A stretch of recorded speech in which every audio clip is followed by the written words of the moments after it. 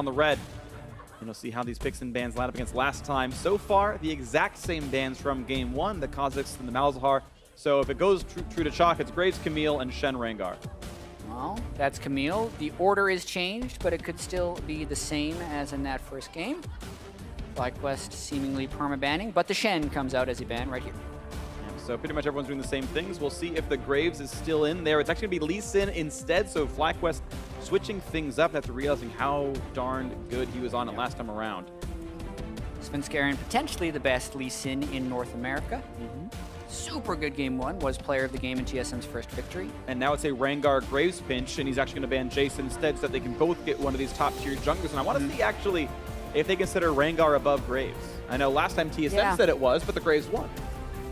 We've seen a lot of Rengar this week, as we were expecting a lot of the previous LeBlanc, Rengar, and Camille picks to go through into the pick phase and get a little bit more visibility.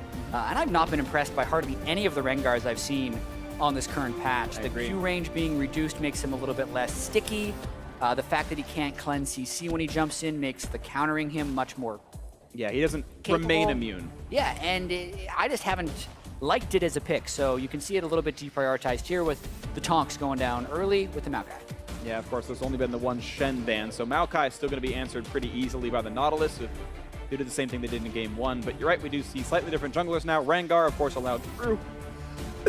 Excuse me, sorry.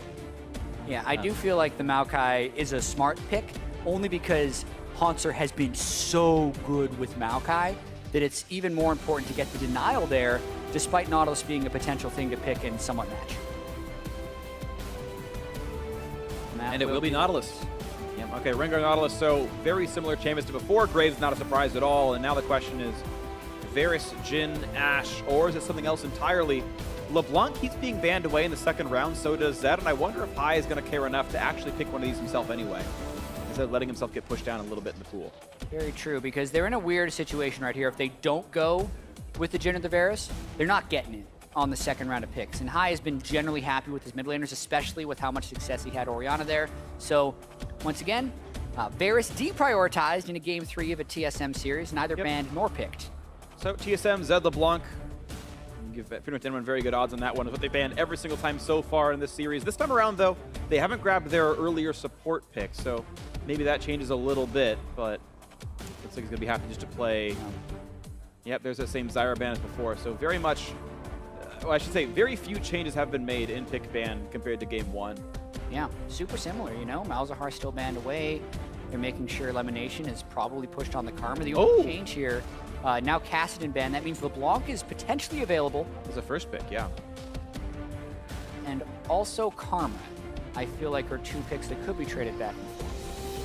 Well, this is interesting. Kassadin, I believe, is supposed to be the counter pick to LeBlanc, if I know it properly. And yeah, the Kassadin ban prompts the LeBlanc ban afterwards.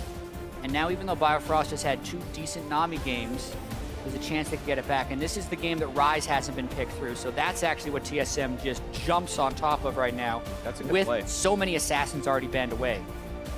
I really do like what they've done there. They kind of managed to force one side of mid lane ban to get a good matchup anyway. Ryze, of course, still heavily high priority. And now FlyQuest must complete their lineup of the mid laner and the support. They're blind picking support, which is not exactly a huge concern.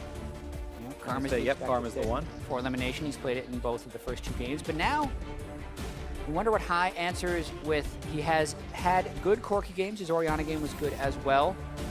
Both those picks are acceptable. Cassiopeia is a good pick against Ryze, but we haven't seen much of it from Hai. Yeah. Shaking out his wrists. What's he gonna do? That usually is a assassin shake, but he can't pick Zed or Kassadin. True. Jarvan, Talon, Orianna. All right, Orianna back to what he played last week. To be fair, he did very well on it, so you can't really fault him. See how he does. Ooh. Yeah, Not seen much Bard. I would expect the Nami from Biofrost because that's been the lane they've had success with. Yeah, there's the hover, there's the lock-in. Nami, it is going to be very similar champions to what was picked up before. And yeah, 3 Nami games in a row for TSM, and I believe it's 3 Karma games in a row for FlyQuest down here in the bottom lane. So clearly happy to keep that going the whole way through. Yeah, and looking at the team compositions this game, it is back to basics for TSM. None of this cute double TP flanking nonsense. It's straight up the gut with Ryze and Nautilus. Not to mention, they have access to Realm Warp right now, which they were very good with the last time Bjergsen had Ryze. Try and manipulate FlyQuest around the map with it. We shall see. Going to be fun one to watch for as the picks and bans timers tick down. Of course, there's going to be no swaps left for this one. Everyone's going to play their appropriate champions here. And we get to see if a team fighting comp turns it around for TSM. Important to me as well is watching the Moon versus Svenskeren matchup. In the first game, Svenskeren easily outperformed him. In the second one, I feel like it went a little bit more Moon favored. He got first blood, managed to keep up a bit better. So if Moon plays like he did in the second game, which was an improvement over the first, this looks a bit better for FlyQuest.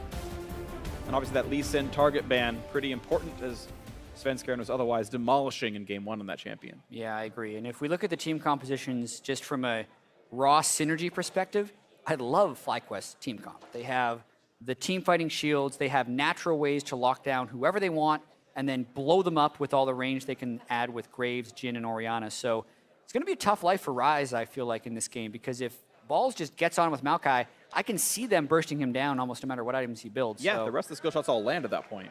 Big fan of FlyQuest team composition. Let's see if they can execute. We'll see if the execution's going to be coming through here. The fans are ready. We are ready. The players are as well as we load into the game. Here we go, the third and final one of this series. Who's going to take it home? FlyQuest versus TSM. Solo mid can be within half a match of C9, and in fact, C9 could lose to P1, and that would give TSM a tie for first if TSM wins here. FlyQuest, though, can drag TSM down and tie for second if they close this one out. If they were to drop, P1 could tie them for third of the win later on. So, again, a tight race for these top 4 playoff spots and really within reach for anyone. Absolutely. This game also completes week 5 for both of these teams, meaning that's 10 games done, 8 left in the season, so just cresting the halfway point. This all-important game 3. They do not kill the ward in time. Unlucky. Not really that big of a deal, though. Oh! Close. Yep. Bunch of low health wards. Don't worry, they last the full duration anyway. Do you think wards know how close they came to dying? Oh, elimination. Yeah, he got 16 gold back. He's actually okay with this. Minions have spawned. In fact, elimination comes out ahead in They got gold. that one. Oh, bam. Huge gold lead for TSM. Freak, if wards knew they were close to dying, you would basically say wards are sentient, which would make ward placing and killing fairly barbaric. So I'm going to say that they are autonomous beings and they do not understand what's happening, is the hope. To be fair, in League of Legends, they're killing each other anyway. That feels barbaric enough for me. You're just trying to make supports feel good about themselves. I guess, you know, the yellow trinkets are kind of like plants. They look kind of like that, so. Oh! All right, he dodged it. Good job, Biofrost. All right, into the lane we go. Altec gonna Q the minions, and Biofrost does not take the bounce. That's actually pretty important. You can take like 200 damage off the first Q, and it bounces like that. 3 straight Ashe games for Wild Turtle, I do believe, and Altec 2 straight onto Jhin. Once again, it's a match where Varus, I believe, went through the pick ban. Yeah, I mean, this composition for FlyQuest is actually the same as last game. You just sub out Maokai for Nautilus. So if they were comfortable team fighting on it last game, they're already warmed up. Good to go. This time, though, notice how we talked about potential lockdown from both sides. High brings Cleanse instead of Heal, which he had last game. It's potentially just to prevent the gank synergy from a Rune Prison into a Rengar jump, or vice versa. Every single champion has a worthy cleansable CC on them. Ooh, gotta land those keys. Yeah, Bjergsen missed the Q. Unlucky there. Gets the trade back, and Bjerg's out of mana, but he's got a minion wave, so High's got to be careful here. Takes all the damage through the shield, and he wants this lane to freeze in front of the turret. It hurts him, but it will make Bjergsen miss some CS. Actually, he's not really going to make it freeze after all. Just wants to hard clear it. So that's interesting. High actually looking to, I guess, hard shove the wave himself. Early gank. All right, looking for it there. The root is on the Hanser. Moon's got a red. He's got the slow from the smoke cloud. Here comes Svenskeren. This could be a bit dangerous, but it still forces the flash. Well enough played on that gank. Now Ball's CC'd. But Sven, again, half HP is not going to find much to do here. Nice chunk on in. A good bit of a heal coming through from Biofrost, and Altec on the bad end of this. Nicely done by Turtle. The volley actually, I believe, was blocked by Lemon, but a good trade. Yeah, nice block on the back end, but they still lose that trade, and they continue to tango in the top lane right there. Both junglers appropriately pathing top lane for the gank that has netted first blood in both of the first 2 games. Was the jungler with an early gank on the top side, so adapting to the series. Nicely done there. Buys about 6 more seconds or so. He stops Svenskern's recall. Moon's here already, and flashless. There's the flash W into the damage. The Q's going to come out soon, but be careful. Svenskern can do plenty. Jumps right back in. One more hit will do it, and he can't do it. But Sven's low, and that's the forced flash. And, well, it's 2 flashes for 1, but it's a better recall timing for FlyQuest. Yeah, and Hanser's got to get back to that lane right away so he can catch the end of that wave. And if they can't interrupt his recall, it's going to actually be mostly net neutral, even though FlyQuest did end up winning that trade. And actually, there's a giant wave waiting for Hanser to grab. He'll actually out-level Balls a bit, as well as his shallow through level 4. And it'll actually be a small farm lead. Yeah, minions are worth just so much gold that oftentimes these early jungle ganks are actually more about the position of the wave than it is about who wins in health or sometimes even gets kills. We saw last game, Hanser got first blooded very early, but he teleported back into a huge wave and then still won the lane by 30 CS. So definitely looked like FlyQuest was winning that one, but now everyone is flashless. Hanser is actually a little bit ahead of experience, and the only difference is the Dark Seal on Balls from an itemization perspective. Yeah, he did manage to have more gold during the recall, so it meant he got to slink in a couple more items, but you're right, it's a very minor issue, and Hanser's been winning the laning phase anyway, and really all these games, he's had the stronger laner of the 2. It was Nautilus and Maokai twice now, and the Renekton to Nautilus the other. Now we'll see as Hai's going to roam down, play for control wards. But Biofrost is already here, and that's going to be, a forced flash. And what's interesting is I feel like Hai could have cleansed instead and not burned flash. And it was maybe the better choice, to be honest. He could have. He was not wanting to risk the follow-up Rune Prison after the cleanse debuff kind of wears off. That could have been a potential kill, so really just playing it super Moon safe. sees this, cue the wall.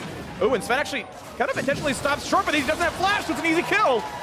Thunderlords, the kill comes through to Hai, and oof, nice trap by Moon, finds him in the river. Yeah, really just slinking around into the right spot and being very proactive about his mid lane pressure. That is a counter gank, essentially, paying off before the gank even hits, and really punishing Svenskern's early game here, knowing he was already flashless. Nicely done right here. Of course, we've seen now both supports make a trip to mid lane. Lemonation showed up briefly.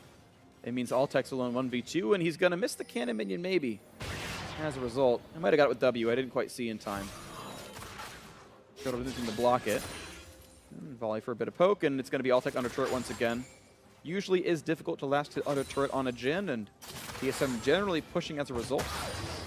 Moon, I believe, was tracked going into top side, so they know they're safe for now.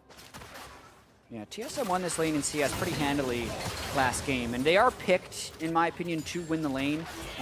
Before all the lethality hubbub and everyone going it with every single game, Ashe was considered a soft counter in lane to both Jhin and Varus.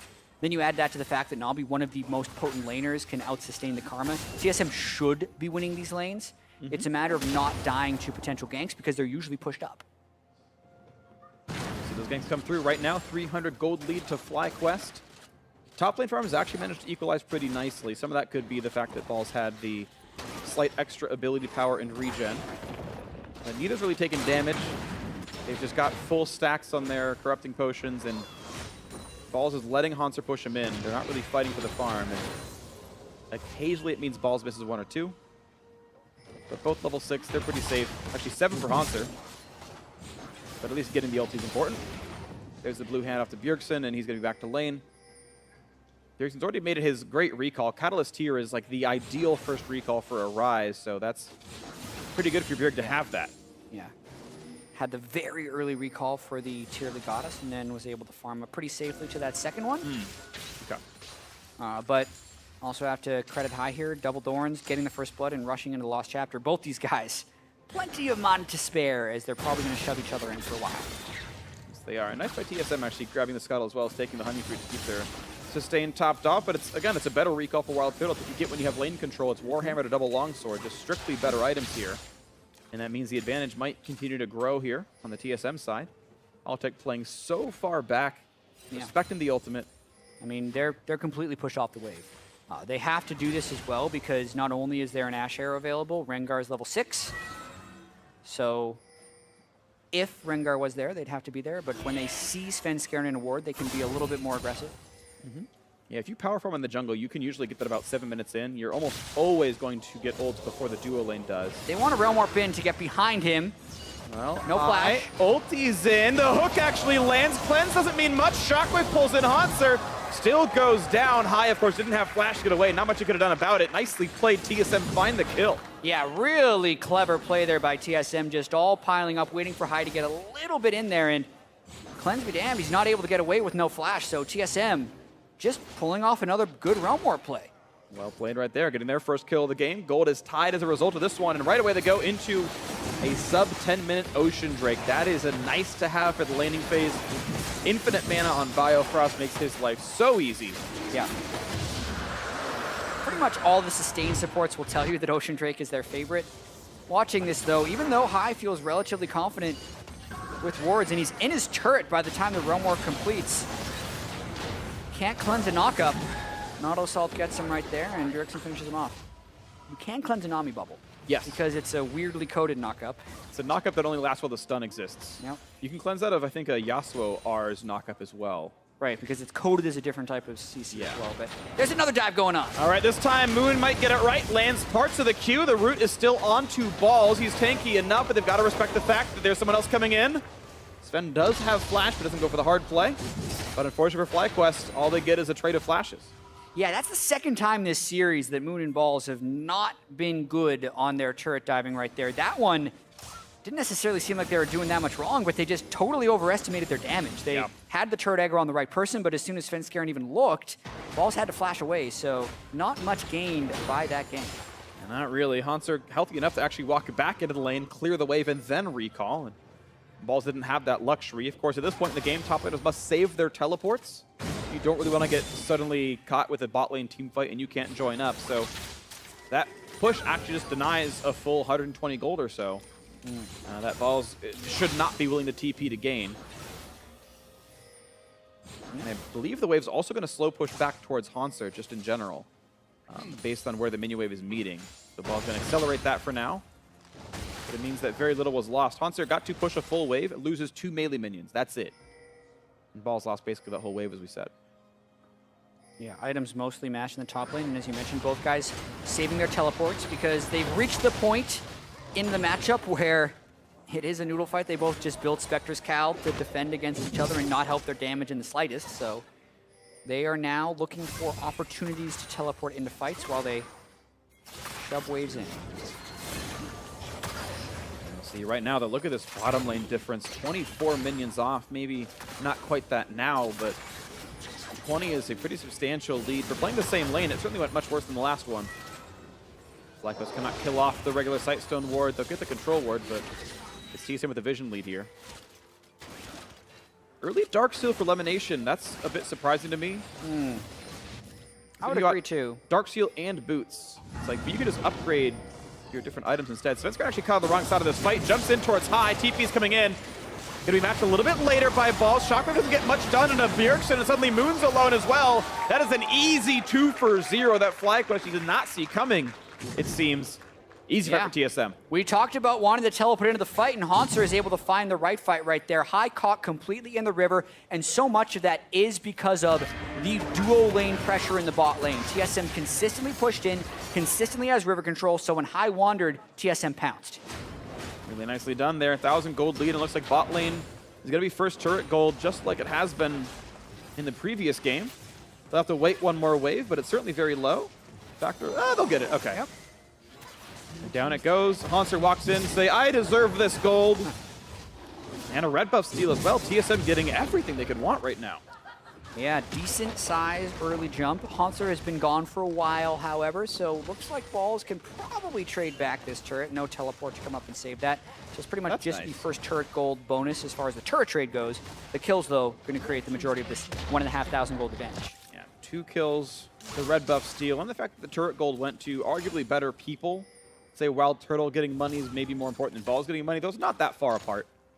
Say Balls can, make use of that 350 gold right now. We'll see what else happens in the future. It is still only a 1,300 gold difference. Certainly FlyQuest can come back from this. Just have to see if they can get these plays in. Moon still hard farming. Equal level to Sven Skiren. And, ooh, oh, no, he didn't throw it up. It's fine. For a second, I thought it might have gotten stolen, but he's fine. Yeah, it has been a while since I've seen pro teams mess up the blue buff handoff. Yeah, you're right. Used to happen a lot more, so good on these guys for cleaning that up a bit. This is how you have the no-risk blue buff steal. Just let the mid laner take it. Let him solo it, yeah. Obviously, Rengar has more important things to do, like whining over his loss to Kha'Zix. Lore jokes. Bjergsen running in with the move speed, gets the root onto high. Nicely played there. Really good trade, timed well with the rotation from TSM too, so. All right, and back to the lanes they go. Yeah, TSM looked for the play. They, it was a nice attempt. It's very, very low risk. There's nothing to, achieve in the bot lane, and if FlyQuest had played around it wrong, that could have been a turret kill, but there were reinforcements. TSM's fine. Quick wave to go to Bjergsen, and we continue on. He into Q, minions are gone. And it is High who's playing under his turret for the most point.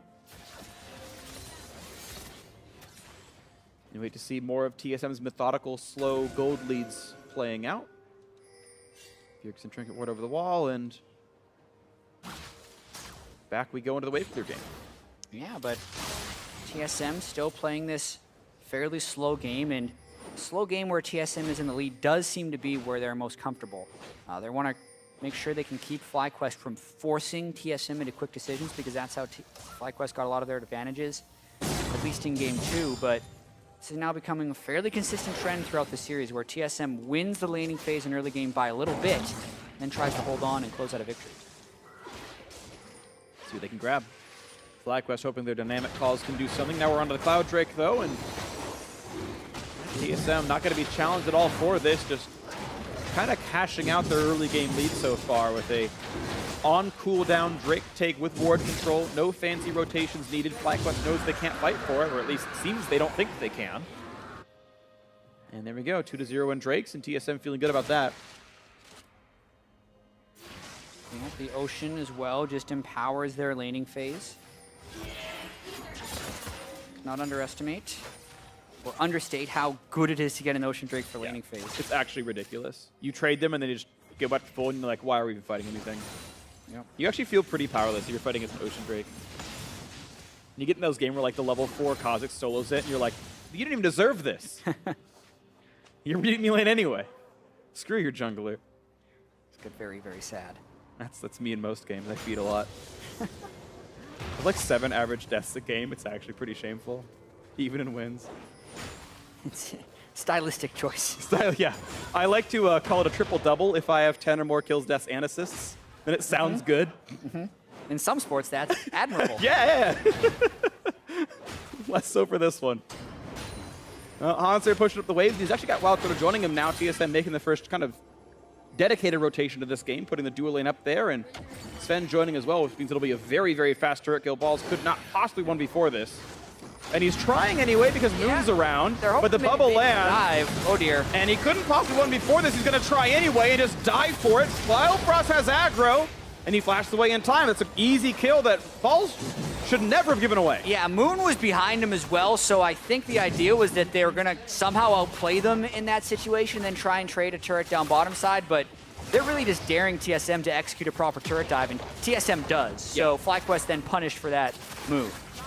Well, at least it's a turret trade, but that would have happened regardless of what Balls did here. He could have stayed alive and gained XP. And now it's worse, because they don't have Balls and Moon to clear the next wave. Moon can't hold one before. They could at least clear the minions 2v4 a little bit on that second turret because there's no dives prep behind them. TSM comes out on top, but Moon actually moves to the mid lane. Now we got a teleport, so this is that forced action we're talking about. FlyQuest tries to go for it. Okay. It's high risk, though. 2 turrets for 2. Sven Skiren's around, no ulti. Here comes Kurt. Oh, dear. Monster in melee range, but Bifrost, 100 HP left on him. Bubble's going to mean not a whole lot. Moon caught by the stuns, though. That's going to be him going down. Sven gets the kill. Shockwave on 2. Sven is almost dead. Heals up, but he just can't quite die.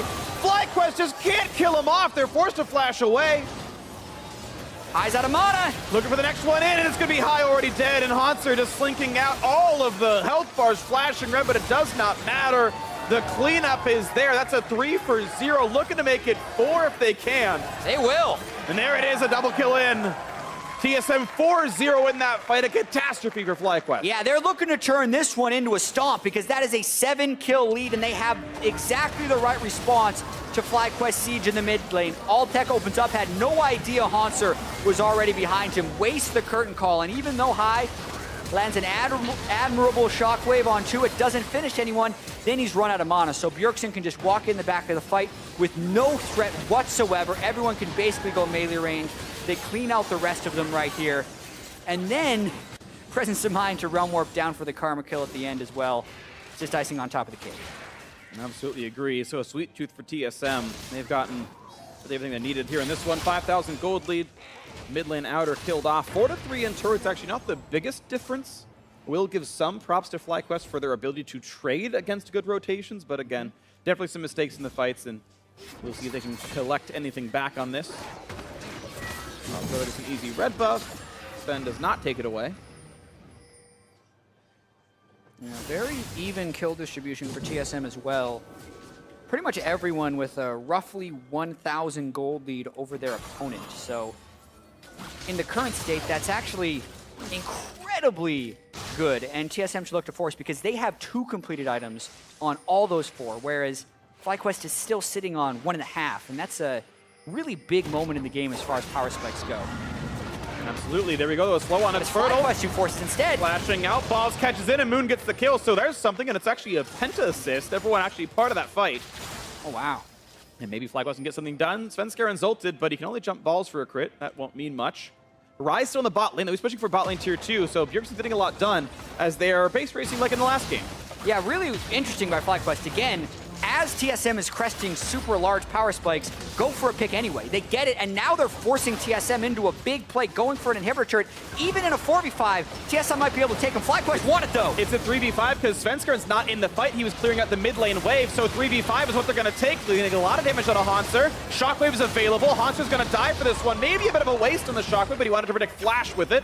Though Flash was down, again, wasted ultimate, but that is inhibitor turret down and 2 kills picked up without anything happening. Yeah, TSM unable to group during their massive power spikes, and FlyQuest making the unconventional, confusing call to just say, you know what, everyone is an item up on us, let's go, let's force, and they do it. They get all of the turrets in the mid lane once again.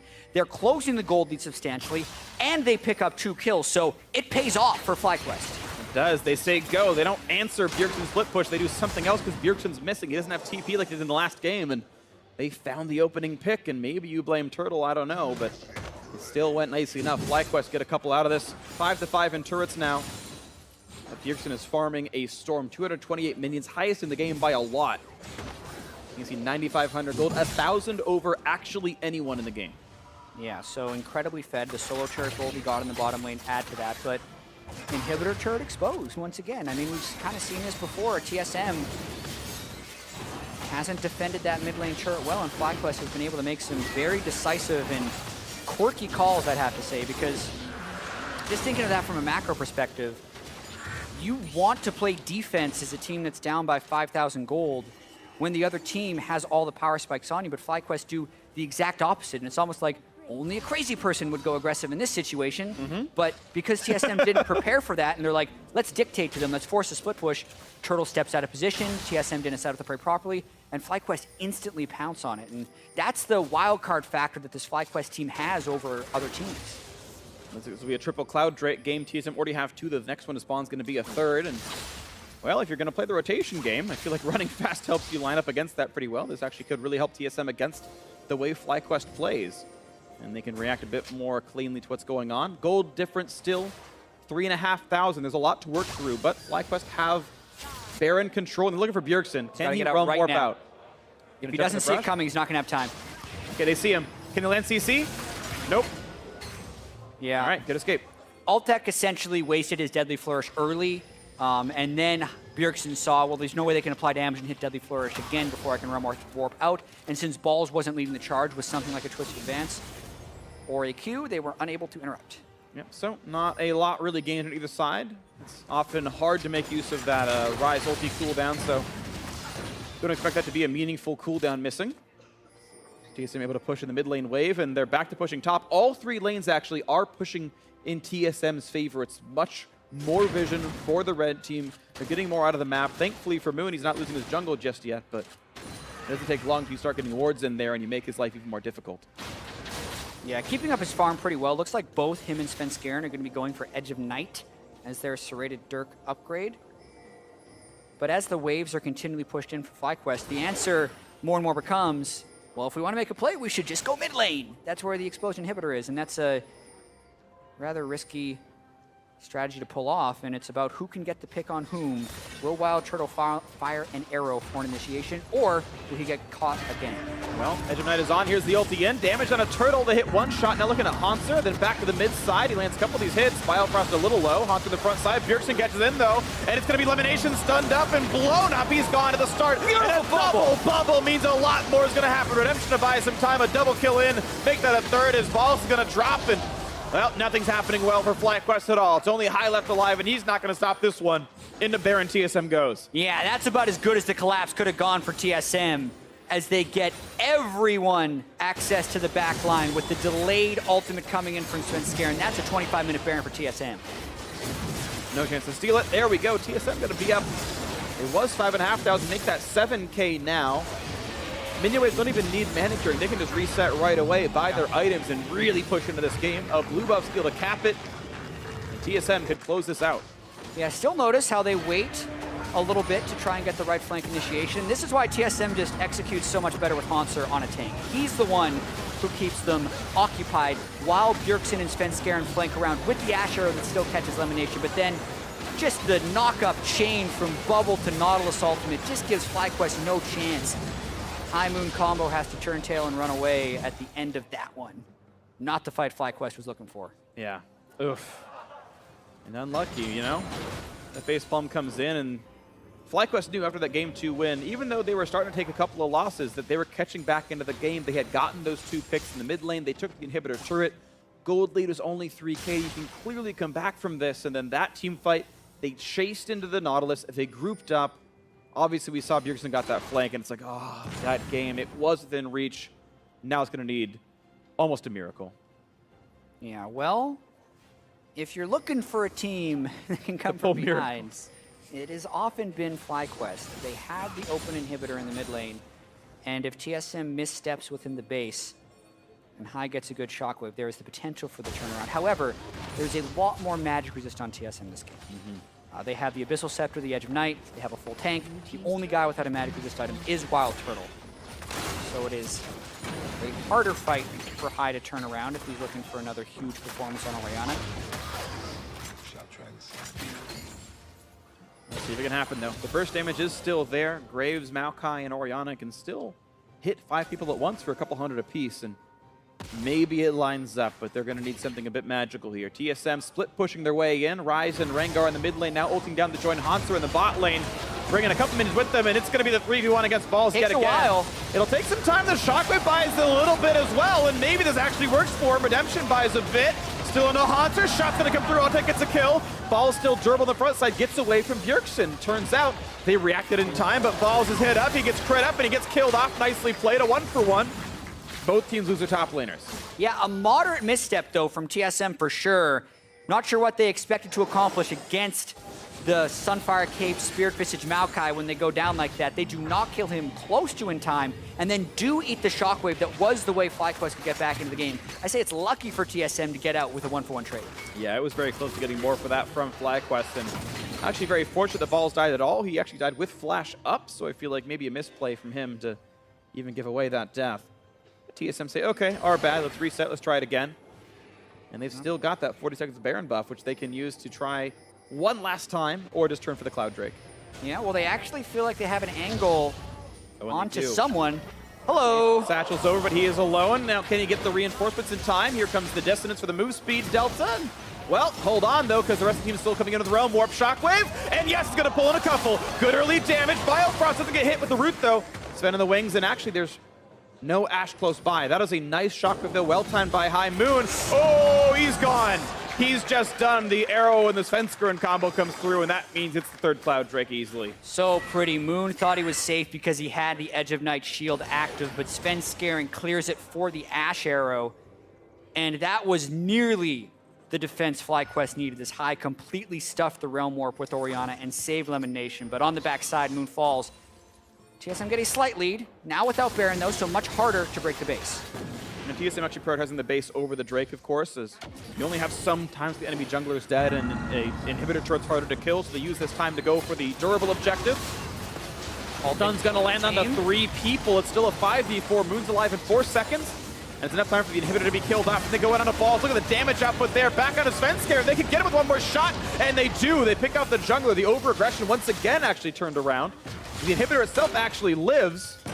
And TSM must retreat for a bit. Another good hold by FlyQuest, and they didn't even have to burn summoner spells for that. So I think it's going to be a very critical point in the game if Balls can use his flash offensively. We talked about him saving it through all of this when he even died for it, because if he can get onto someone like Wild Turtle or Bjergsen to close out a fight, that could be huge.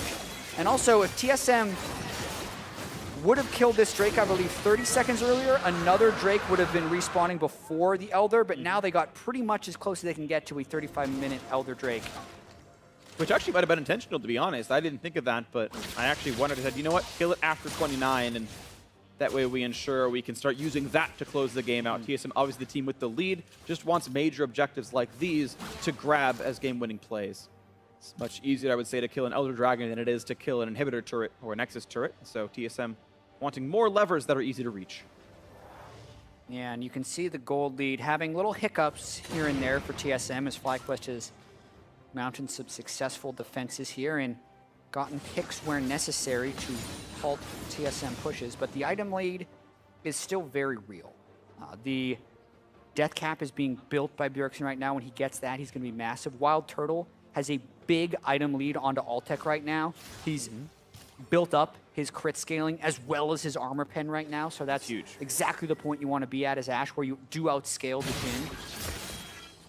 Yeah, and he's going Mortal Reminder, which will cut the healing down from Balls a little bit, and it'll cut the healing off the eventual redemption out with Elimination. He's building towards that just now.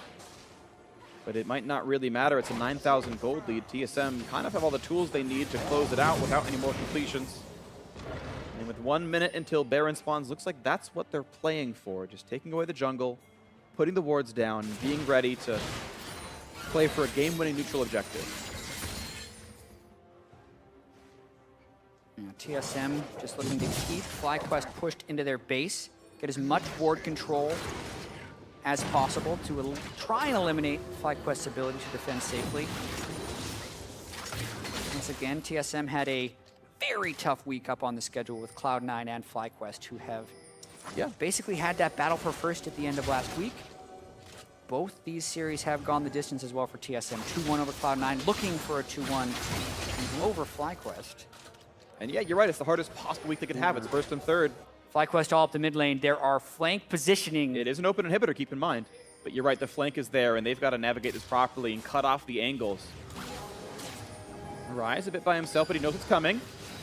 Oh, the spell shield is off too! The shields are there, though, and he's going to be able to walk away. Rengar ults, they know about it. The hook comes in, but Ball's an okay target. They're okay with this. Middle inhibitor open for TSM as well. They're running it down the mid lane, up the gut. They're looking for the damage here. Bjergsen does plenty of damage. Wild Turtle as well. Sven can see FlyQuest running around. That will be inhibitor down. Nicely played, TSM. Capitalize off the FlyQuest move. Yeah, well done. Trying to respeed Balls up for a fight. If they could get onto Turtle, remember, still has the flash, but doesn't want to go way too far in, knowing that all ultimates except for Rengar's is up. Ooh.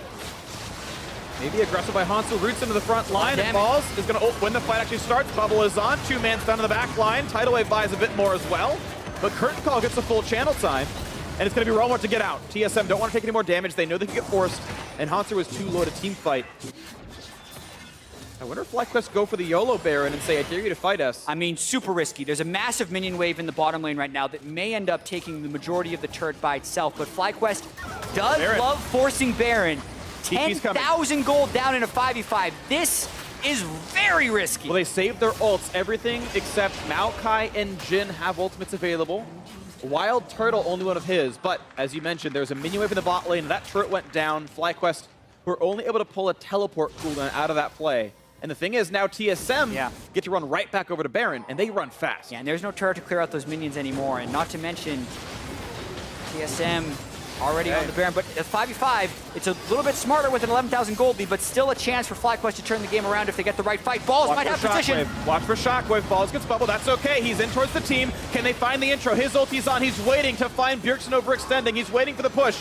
Moon can tank this stun. That's okay. Ball's still tanky with the shields. Damage in a Hunter. Shockwave catches 2. Biofrost and Bjergsen. Biofrost gets away from this one. Elimination chunked out. A cleanse Turtle onto Turtle. He went to the front line, but it's traded back in. And it's a 3-for-1. It's all okay for TSM. They got the trade kills. And now somehow 2 have to defend 4 with an open Nexus turrets. Turtle flanks around the side of that fight. Now TSM's just going for the juggler. They already have 3 down. They want the game. And they save 10 seconds of move speed by going in. Nexus turret number 1 is gone. And this time around, the Nexus rush should go fast enough. Bjergsen has Zacharone, and doesn't matter.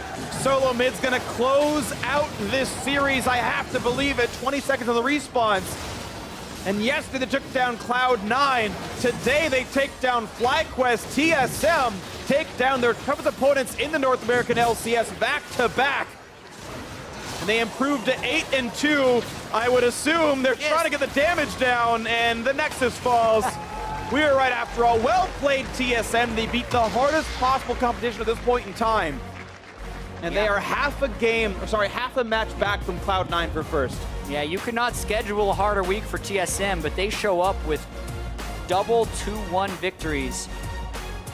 And FlyQuest is left to ponder as they lose their 3rd match in a row, dropping to Cloud9, Team Dignitas, and now TSM. And it was a close and competitive series, but TSM did have substantial leads in all 3 games. So that's a tough one for FlyQuest to swallow, and TSM now sole control of 2nd place. Good job for TSM. Yeah, they are 2 matches above right now in the standings.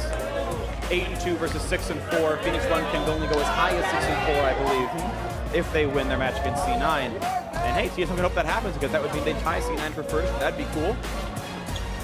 The goal for TSM was improving. That's what they had said. It's not as much about winning and losing individual matches, individual games. They want to make sure that they get better, that they improve as a team. And I would say TSM looked like an entirely different team from week 1. They looked fairly lost. They didn't have the rotations that really, it felt like Wild Turtle and Svenskeren were playing very poorly. But here, okay, Turtle flanked by himself. Maybe it's a little bit silly, but Sven went off 7-3 and 6-0 in the Rengar. Yep. His Lee Sin was insane in game 1. And, you know, this was a very good TSM. Yeah, exactly. You mentioned their growth from week 1. What about last week?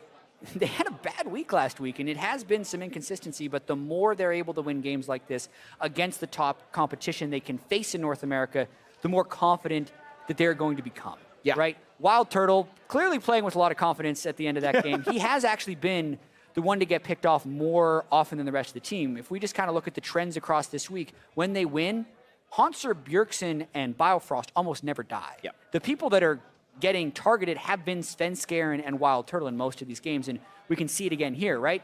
Bjergsen, deathless, Biofrost, deathless, Wild Turtle and Svenskeren, 5 of the team's 7 deaths. It's consistent across the Cloud9 series as well. So TSM getting there with their unique style. They're trying to do a very procedural level of shot calling.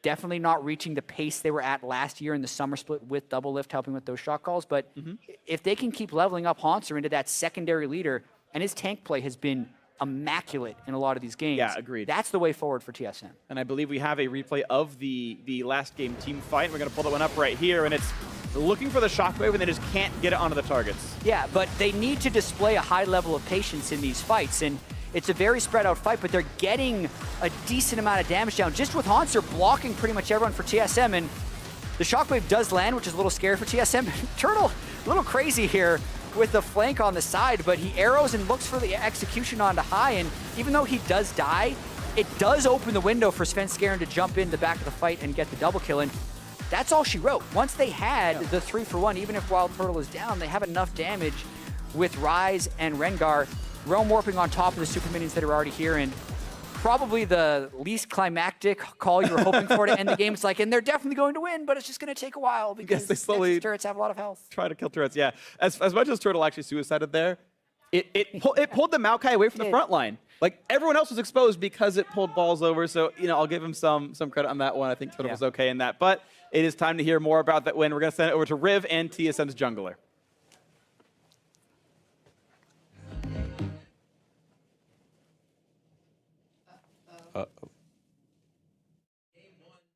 Shaco came out to play. How are you feeling about that matchup?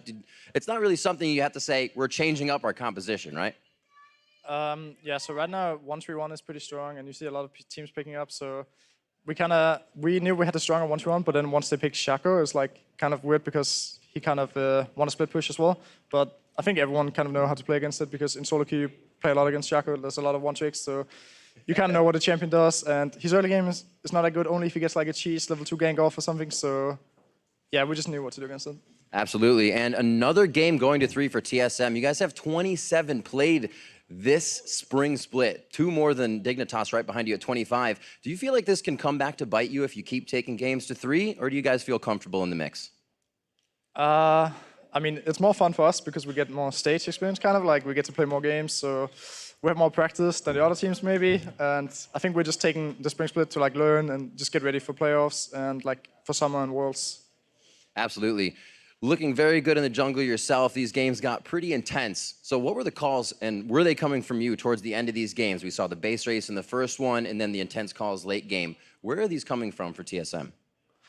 I mean, we were just playing 1-2-1 comps, so it's kind of important that we collapse on when they're going to win 5v5. So once we split, and we just need to collapse on them when they're mid. So playing Rengar, it's pretty important for me to call like, okay, we need to collapse on, and I'll go on the carry or whatever. So don't think I did a good job of like calling when we should fight, but my teammates know when to do it, so I just follow that.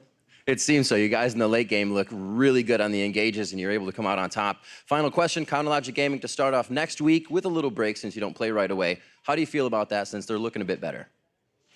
Yeah, CLG is kind of surprising now because they were pretty bad, but now they look super good. And we scrimmed them a lot, and they actually beat us a lot in scrims, so I'm kind of surprised with that. And yeah, I'm just excited to meet them again. All right, well, an awesome game here. Hopefully more awesome games to come for Team Solo Mid. Congratulations on a tough week and 2 great wins. Now we're going to throw it over to the analyst desk to break that down. Thank you very much, Riv. Exactly right. A super tough weekend for TSM going up against both Cloud9 and FlyQuest, and they managed to get the victories against both teams in pretty crazy series, to say the least. Yeah, definitely not easy at all. Like, obviously, when you look at the teams, but also the games themselves, they were back and forth constantly. And so I want to take a look at this champion select more so to establish the fact that both of these teams here in Game 3 opted for more of a standard composition, which gives us an opportunity to look at them from the perspective of their in-game strategy and team play. Right, and FlyQuest have been struggling a little bit with their more pocket pick style gameplay. Game 2, they went more standard team comp. Sure, they struggled a little bit, but they look pretty good overall. So Game 3, they run it back with another standard team comp. And once again, I think they looked pretty good. And it was a very close game for a majority of this. Yeah, very much so. I'm glad to see them going back to what is working against the top tier teams. If you're going to do any of that experimentation, let's save it for games that you're a little bit more confident in. Working through the game itself, let's look at a replay 18 minutes in, 4-0 for TSM, because TSM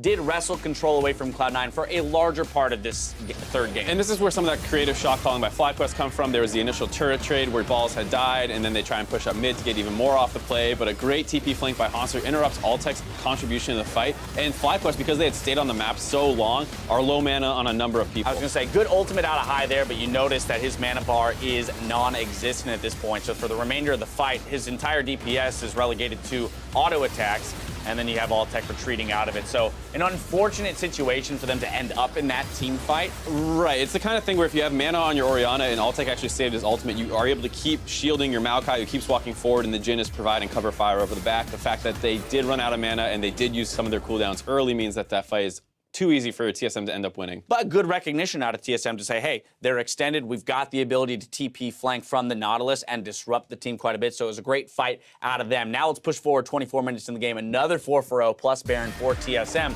A lot of people would say, hey, this is the end of the game. Not, you know, if not for High's creative shot calling to extend it all. Right, but a great play out of TSM here overall. They're vision controlling around Baron. FlyQuest walks a little too far to contest, and Bjergsen has a great flank off on the side where he's basically able to throw damage into the team fight with FlyQuest unable to really punish him and focus him because Hanser is such a threat for the rest of the team to follow up on. So a good kind of two-pronged attack there, and Bjergsen's able to get a lot of damage involved in this team fight while the rest of TSM is dealing with the front line. And both of those fights that we just watched are the kind of fights that we want to see TSM craft more often, right? We are asking them to put together proactive plays that have forethought behind them. And you can see the thinking there in order to get Bjergsen into that position for the flank, right? That's not so much a happenstance situation. That is a What am I thinking A about? pre-thought-out play. There you go. Yeah. Yeah, there's some thought there that goes into that play. Right, and I think that is a big thing because we always talk about how TSM doesn't play at the fastest pace. FlyQuest obviously forces a lot more. Right after that 4-0 in that first replay we looked at, they instantly pick Turtle right after and start charging up the mid lane and taking an inhibitor turret. And At 20 minutes. Yeah, FlyQuest can play at that crazy pace, but when you're the better team, you just have to make sure that when you pick your spots, you convert on them. And that's something TSM did this game. They had the decisive early Dragon as well, where they got a 2-for-0 Dragon and bot turret, which gave them their lead. So anytime that TSM really needed to make the play, they did. Very much so. Biofresh picking up player of the game this time around on that support. Perfect scoreline there for support, 0-0 and 16. Some great initiations. The Nami becoming a much more prevalent pick here in the North American LCS over the last week or two. Yeah, and there might be a chance that we start moving to a little bit more of these sustain kind of mages because there's been some nerfs recently to the top tier aggressive mage support. So you might see the more defensive ones like the Karma and Nami take over. Oh my goodness, if we go back to Nami, You love it. Soraka, Janna, and I don't know what I'm going to do, ladies and gentlemen. Either way, TSM coming up with a big 2-0 weekend over our other two top teams. We've got more league action coming your way. Up next, former teammates Sneaky and Meteos face off as Cloud9 hit the Rift against Phoenix One. Don't go anywhere.